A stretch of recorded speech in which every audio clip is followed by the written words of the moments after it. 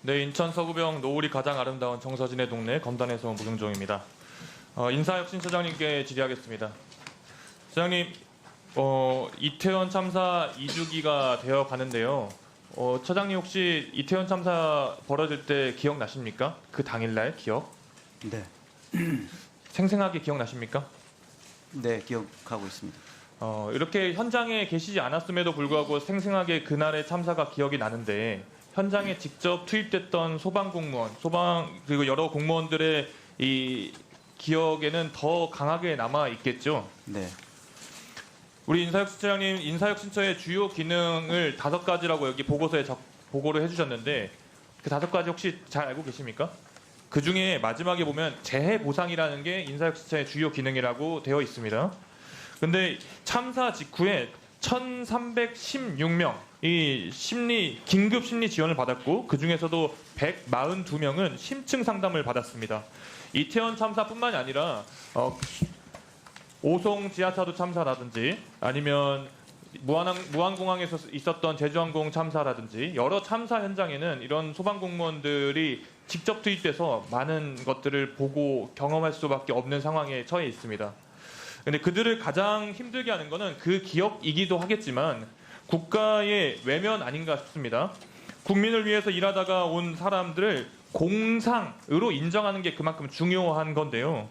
처장님께서는 이런 공상 문제에 대해서 좀 파악을 잘 하고 계십니까? 네 어느 정도 파악하고 있습니다. 네, 이 PTSD라고 우리가 보통 부르는데 PTSD는 사고 직후뿐만 아니라 몇 달 또는 몇 년 후에도 갑자기 폭발하듯이 나타난다고도 합니다. 그래서 이제 PTSD를 단순하게 보이는 거, 현재 순간만 가지고 판단해서는 안 된다는 거죠. 우리가 다음 PPT 한번 보시죠. 군인도 그렇겠지만 소방관은 특히나 공무원들 중에서 목숨을 내어놓고 평상시에도 목숨을 내어놓고 일을 하시는 분들입니다. 그러다 보니까 정신적인 거나 신체적인 거나 체력적인 거나 정신 건강 문제에 적극적으로 뭔가 대응을 못하는 경우가 많다고 합니다. 옆에 소방청장 직무대행도 나와 계시지만요. 지금 소방 공무원의 정신질환 공상 불승인율이 24.4%에 달합니다. 신체 질환은 아무래도 좀 보이기도 하니까 불승인율이 그만큼 그보다는 좀 낮긴 합니다만 내가 정신질환을 호소하면서도 이 공상 불승인이 이렇게 많이 되고 있는 겁니다. 그 중에서도 다음 슬라이드 자살 위험군이 3,141명인데 이 중에서 정신건강 문제를 겪고도 병원에 상담 방문도 안 하는 경우가 73%에 달한다고 해요. 이런 경우를 봤을 때 우리 인사혁신처가 아까 말씀드린 것처럼 주요 기능으로서 이런 공상이나 재해보상 업무를 담당하는 입장에서 선긋기하거나 외면해서 안 되겠죠. 옳으신 말씀입니다. 옛날에는 희귀질환 같은 경우에 연관성이 낮으니까 공상 인정이 안 된다 뭐 이런 경우도 많이 있었거든요. 그런 사례는 많이 알고 계시죠. 네, 근데 이제 이 희귀질환을 넘어서 가지고 이 정신질환, 어쨌든 PTSD 같은 이런 보이지 않지만 정말 신체적으로 또 신체적인 걸 넘어서서 정신적으로 힘들게 만드는 부분을 챙겨줘야 되는데 미국 같은 경우 어떤지 볼까요? 미국이나 캐나다 같은 경우는 반증이 없는 경우에는 거의 자동으로 PTSD 공상을 인정하고 있습니다. 우리가 예전에 이제 월드 트레이드 센터 그 사고를 당연히 잘 아실 텐데 이 건강 프로그램 같은 경우는 소방관, 경찰 그리고 그 당시에 있었던 봉사자까지도 모두 신청을 할 수 있을 정도로 이 공상이나 이 정신적인 타격에 대해서 국가가 책임을 졌단 말이죠. 공무원 재해보상 심의회가 정말 중요할 텐데 지금 어떻게 이루어지고 있는지 파악되고 있으십니까? 네, 잘 네. 되고 있나요? 네, 좀 부족합니다. 청구 건수가 그 위원, 그 방금 말씀드린 네. 그 위원 1인당 검토해야 하는 안건이 1인당 평균 13건을 보는데 막 1000페이지씩 넘어간다고 해요. 수당도 보니까 한 20만 원 정도 주고 그렇게 한다고 합니다.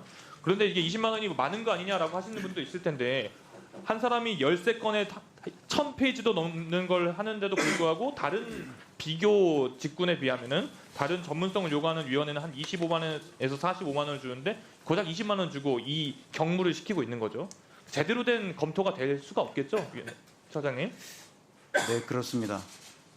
이제 그러다 보니까 이제 그 결과 나온 거에 대해서도 소송이 많이 걸린다고 해요. 혹시 알고 계신지 모르겠지만 진료 기록 감정비라는 게 있습니다. 한마디로 이 결정 공상 관련된 결정이 나오면 나는 여기에 대해서 인정할 수 없다라고 해서 양쪽에서 서로 주장이 있으면 이 진료 기록을 법원이 지정한 의사한테 다시 한번 맡겨보는 거예요.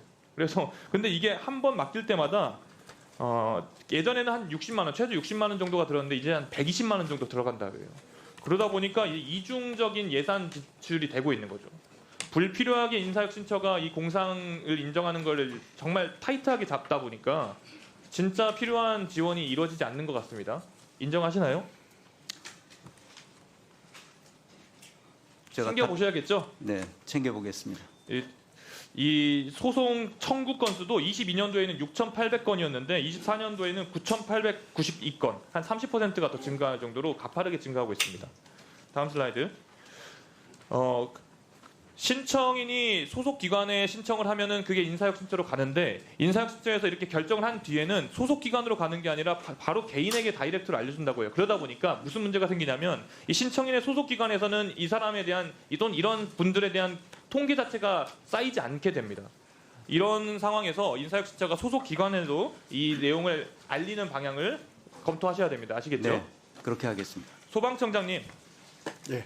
방금 말씀드린 거 다 들으셨죠? 예. 이런 부분에 있어서 공무원 재해보상법이나 이런 관련된 부분 여러 가지 시스템을 좀 체계화할 필요가 있겠죠? 예, 그 공상 입증 지원이 되지 않으면 사실 당사자한테 입증 지원에 대한 어려움이 많기 때문에 우리 청에서는 그 공상 입증 지원을 위한 재해보상 전담팀이 절실히 필요한데 지금은 이제 그런 전담 조직이 없기 때문에 시도에서 파견 인력으로 꾸려가고 있는 상황이고요. 우리 지금 법상으로도 마음심리 지원단 근거가 있기 때문에 하루속히 이런 전담 조직이 있어서 공상 책임 입증 지원에 대한 부분은 지원이 좀 필요한 걸로 그렇게 판단하고 있습니다. 소방청뿐만 아니라 인사혁 신청에서 이 문제를 다각적으로 기관과 기관이 같이 논의해서 진짜 필요한 부분을 책임져 줄 수 있길 바라고요. 필요한 법제화가 필요한 부분이 있다면 같이 함께 나아가도록 하겠습니다. 예. 도와주십시오. 네, 고맙습니다. 소방청과 협의해서 처리하도록 하겠습니다.